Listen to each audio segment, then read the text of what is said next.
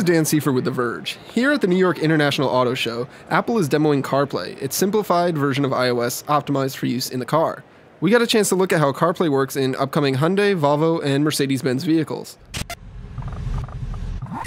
CarPlay relies heavily on Siri. In fact, auto manufacturers can disable manual text input entirely, and provides quick access to the things you need most while driving, namely music, navigation, phone calls, and text messages.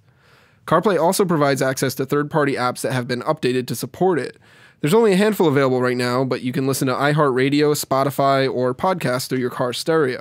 Most of the difficult interactions are done through Siri. You dial numbers, send and read text messages, enter destinations, and call up music with your voice. It works well most of the time, and the system uses the microphones already built into the car instead of using the iPhone's microphone to pick up your voice.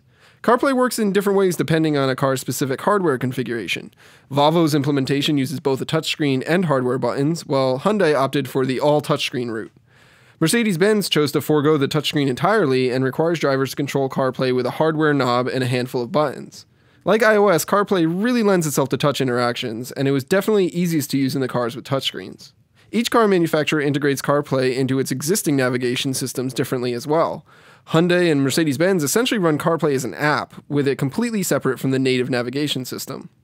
Volvo, on the other hand, has built an interface that integrates CarPlay as a panel along with the native navigation system, Bluetooth phone app, and media playback. It's much faster and easier to navigate on Volvo's system, and it doesn't feel like you're working in two different worlds as much as the Mercedes and Hyundai's versions. The other thing that's a bit weird about CarPlay is that it duplicates many of the things that car makers have already put into their cars. It's a second navigation system, second phone app, second music player, and second voice recognition system. Car makers don't really have much of a choice here. If you don't have an iPhone, you're still going to want to use navigation and Bluetooth features in your car, and they have to provide them.